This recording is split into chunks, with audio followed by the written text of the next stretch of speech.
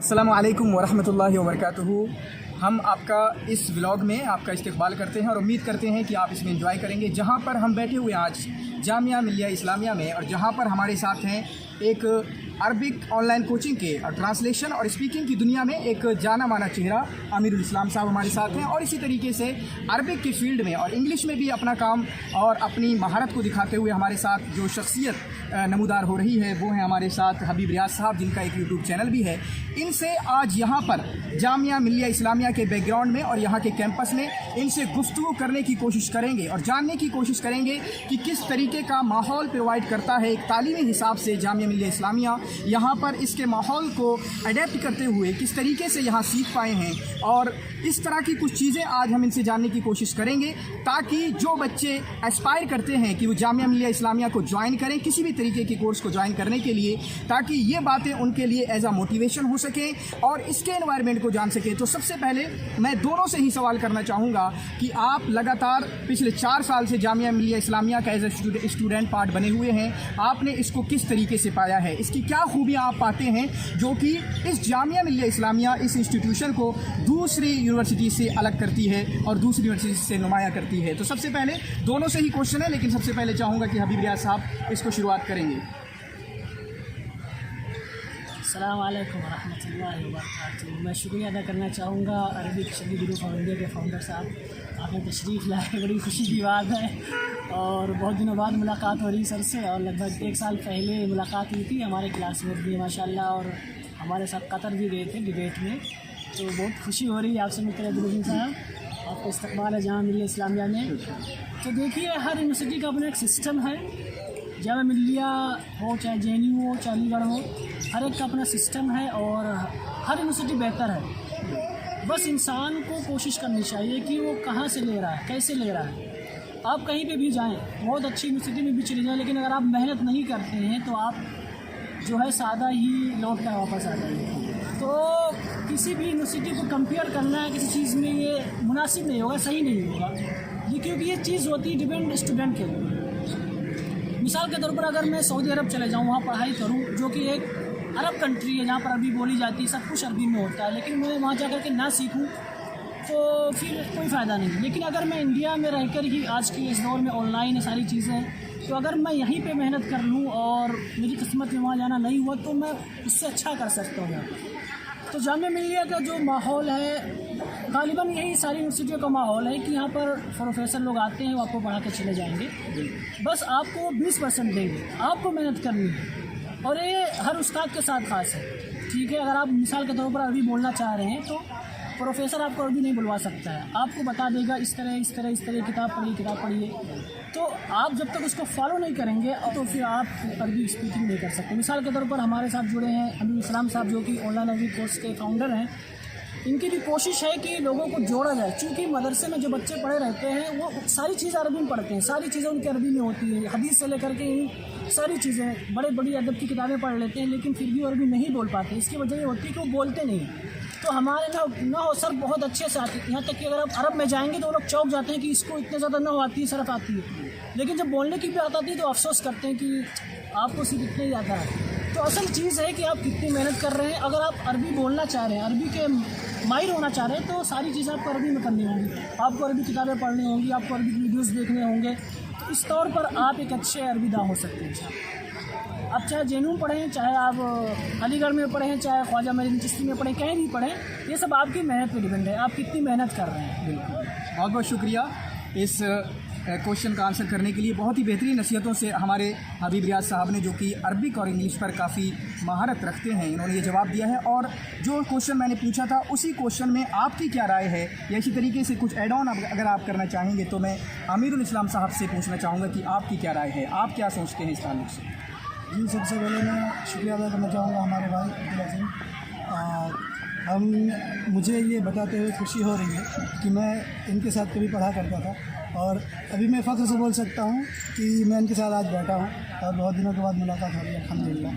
और इस साथ में जैसे कि आपने सुना, लिंगो सर्वर के फाउंडर हबीबुर रहमान साहब, ये SGI के, आप तो इनको जानते ही हैं, मशहूर शख्सियत, बताने की ज़रूरत नहीं है, बस हमें बताते खुशी हो रही है कि हम इनके साथ हैं। बाकी मैंने जामिया में आके जो सीखा देखा उसी बेस पे मैं कुछ बोलने की कोशिश कर रहा हूँ कि मैं एक ऐसे सरजमी से आया हूँ जहाँ पे उर्दू नहीं है, लेकिन मैं आपके सामने टूटे फूटे अल्फाज में उर्दू बोल रहा हूँ। तो उर्दू सीखने की जो जर्नी है कि किस तरह से एक नई लैंग्वेज सीखी जाए और उसमें बात की जाए, उस मेथड को मैं अपने तौर पे कोशिश करता हूँ कि अरबी में भी आए। तो इस वक्त अरबिक सेंटर में हम कोशिश करते हैं और काफ़ी सारे चीज़ उसमें ऐड करने की कोशिश करते हैं। बाकी जैसे अब्दुल अज़ीम भाई का सवाल है कि किस तरह से लोग आएँ, कैसा क्या माहौल है जामिया में, तो इख्तिसार के साथ ये है कि जामिया में जो भी स्टूडेंट जहाँ से भी आए, ख़ास करके अगर आप मदरसे के हैं तो आपको डरने की ज़रूरत नहीं है। आप किसी भी फील्ड में आ सकते हैं, बस ये है कि आपके अंदर जोश वलवला और उमंग होनी चाहिए कि आप उसमें लग जाएं। ज़रूरी नहीं कि आप अरबी में, उर्दू में, इस्लामिक स्टडीज़ में दाखिला लें, एडमिशन लें, इंग्लिश में भी ले सकते हैं, सोशल साइंस, पॉलिटिकल साइंस, इसके अलावा जो जिस फील्ड में भी आपको दिलचस्पी है, बस ये है कि आपको मेहनत करनी है, आप उसमें आगे बढ़ सकते हैं। हमारे सामने कई मिसालें हैं कि मदरसे के तलबा इस सारे फील्ड में जाके पढ़ के वो जगह, मतलब उन जगहों पे वो फायज़ हैं जो स्कूल वाले पहुंचते हैं, मदरसा वाले की भी वो खसूसियात हासिल है। बाकी बस मैं इसी बात के साथ बात ख़त्म करता हूँ। शुक्रिया अजीम भाई। जनाब अमीरुल इस्लाम साहब का भी बहुत बहुत शुक्रिया। इसी तरीके से हमारे साथ काफ़ी बातें शेयर की हैं। होना तो ये चाहिए था, ये लोग मुझसे सवाल करते, मैं एज अ गेस्ट कह सकता हूँ आया था, लेकिन यहाँ पर कुछ ऐड करना चाहूँगा। दोनों ही की बातों पे मैं ऐड करना चाहूँगा, बल्कि ऐड नहीं करना चाहूँगा, ताकीदन कुछ कहना चाहूँगा। हबीब भाई ने एक बात शुरू की थी कि आप किस स्कूल में पढ़ते हैं, किस यूनिवर्सिटी में, किस कॉलेज में, किस मदरसे में पढ़ते हैं, ये मैटर नहीं करता है। मैटर ये करता है कि आप कितनी मेहनत करते हैं, ठीक है। और इसके लिए मैं एक जुमला कहना चाहूँगा। हमारे यहाँ पर एक बड़ी शख्सियत है मिराज रब्बानी साहब, वो कभी हमारे मदरसे में आए थे, हम तीनों एक मदरसे से ताल्लुक़ रखते हैं। उन्होंने आकर वहाँ पर बोला था, जो यहाँ का कमज़ोर बच्चा है वो अगर अरब में भी जाकर पढ़ ले तो वो कमज़ोर ही रहेगा, ठीक है। जो यहाँ का कमज़ोर बच्चा है वो अरब में भी चला जाए वो कमज़ोर ही रहेगा। इसलिए आप कहाँ पढ़ रहे हैं, आप छोटी यूनिवर्सिटी में पढ़ रहे हैं, उससे मैटर नहीं करता है। मैटर ये करता है कि आप अपने बंद कमरे में कितनी मेहनत कर रहे हैं, आप बंद कमरे में किस वक्त उठ रहे हैं, किस वक्त क्या कर रहे हैं, आपका शेड्यूल, आपकी टाइमिंग, आपकी मेहनत, ये तमाम की तमाम चीज़ें मैटर करती हैं।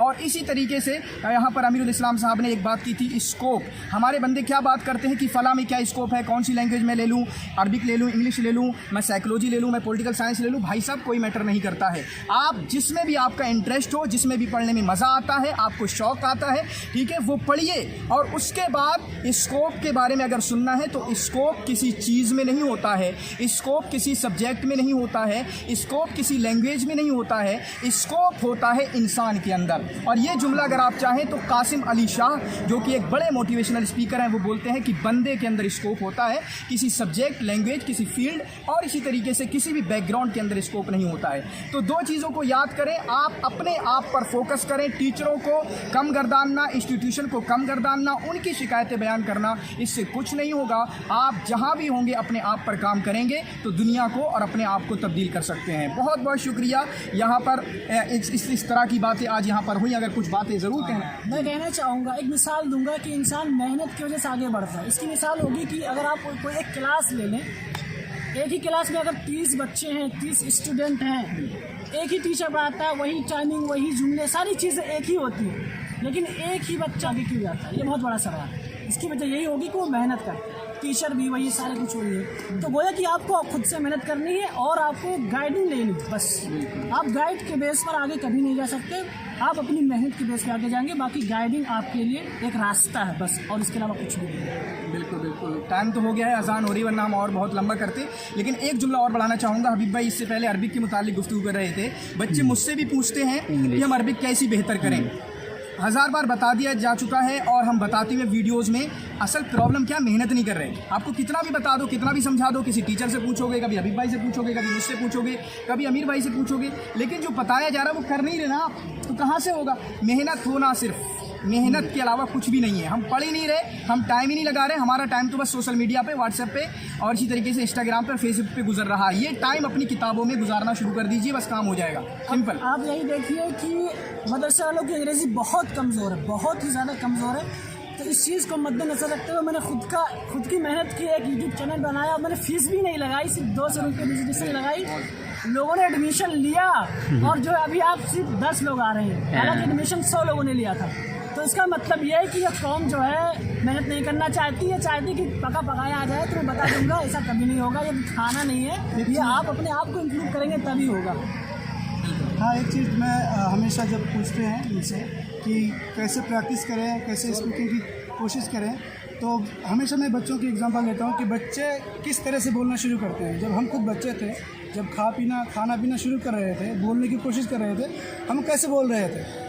हमने बड़ों को सुना कि कैसे बोल रहे हैं, हम नहीं समझ रहे थे कि वो क्या बोल रहे हैं, बस हम सुन रहे हैं, कॉपी कर रहे हैं और उनकी तरह बोलने की कोशिश कर रहे हैं। वो चीज़ हमें अभी भी बोलने की ज़रूरत है, उस चीज़ को अपनाने की ज़रूरत है। अगर हम किसी को अरबी बोलते हुए सुन रहे हैं, इंग्लिश बोलते हुए सुन रहे हैं, तो उनको सुने, उनको अपने अल्फाज में मुंह से अदा करने की कोशिश करें, तभी हम सीख पाएंगे। ये नहीं कि वो बोल रहे हैं, हंस रहे हैं तो इंसल्ट हो रही है वगैरह वगैरह, कुछ नहीं सोचना। जैसे बच्चे क्या करते हैं, गिरता है, उठता है, हंसता है, भूल जाता है, वैसे सीखने के लिए बेशर्म बनना बहुत ज़रूरी है। बस ये बात है। तो आखिर में मैं कहना चाहूँगा कि अगर आप अरबी में इंटरेस्टेड हैं तो हमारे अमीरुल इस्लाम भाई का यूट्यूब चैनल देखें, जो कि ऑनलाइन अरबिक कोर्स के नाम से है। और अगर आप तैयारी करना चाहते हैं जारिफ वगैरह की, तो हमारे अब्दुल अजीम भाई का चैनल है अरबी शदी ग्रुप ऑफ इंडिया के नाम से, आप वहाँ पर सब्सक्राइब कर सकते हैं इनके चैनल को। और अगर आप इंग्लिश सीखना चाहते हैं तो आप चाहें तो कर सकते हैं, कोई बात नहीं है। ज़रूर करें, बहुत अच्छा मुकम्मल कोर्स है मेरा, फ्री का है, आपको पैसे नहीं लगेंगे। रोज़ाना यूट्यूब पे मतलब हिसाब से मैं वीडियो डालता हूँ, मेरा लेक्चर होता है। और आज जो मैं वीडियो बना रहा हूँ, इस दिन तक तकरीबन 25 लेसन मैंने डाल दिए हैं। इंशाल्लाह बहुत फ़ायदा होगा आपको। ग्रामर, अल्फाज मानी, प्रोनाउंसिएशन, सारी चीज़ें मैंने यहाँ पर बयान कर दी हैं। और मेरा जो यूट्यूब चैनल है वो है इंग्लिश विद हबीब रियाज, आप वहाँ पर जा करके हमारी वीडियोज़ देख सकते हैं। और एक चीज़ मैं ऐड करना चाहूँगा कि जो हमारे चैनल्स हैं सब आप एक ही जगह पे मिल जाएंगे। अगर आप इनके चैनल पे जाएंगे, वहाँ पे फीचर चैनल्स में हमारे चैनल मिल जाएंगे। अगर उनके जाते हैं तो हमारे मिल जाएंगे, और मेरे चैनल पे आएंगे तो इनके चैनल मिल जाएंगे। तो बस आपको बस क्लिक करने की ज़रूरत है। आप आएँ, क्लिक करें, दिमाग चलाएँ, मुँह चलाएँ, और स्पीकिंग की ज़रूरत अगर ज़रूरत है तो स्पीकिंग करें। बस शुक्रिया। बाकी आपकी मर्ज़ी, हमने सामान दे दिया, अब आप कितना यूज़ करते हैं आप जाएँ।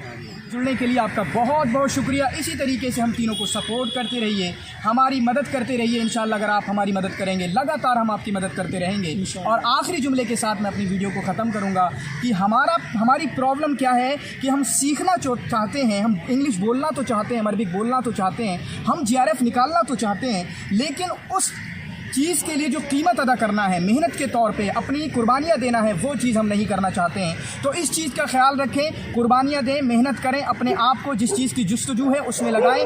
इंशाअल्लाह कामयाबी आपके मुकद्दर होगी। यहाँ पर जुड़ने के लिए दोबारा से बहुत बहुत शुक्रिया। लगातार हमारे साथ बने रहें। इसी तरीक़ा के और मज़ीद ब्लॉग हम आपके साथ शेयर करते रहेंगे, ताकि हम आपके साथ इस तरीके की बातें साझा कर सकें और हमारे जो जूनियर बच्चे हैं उनके हम किसी काम आ सकें और उनको पढ़ाई के लिए मोटिवेट कर सकें। बहुत बहुत शुक्रिया।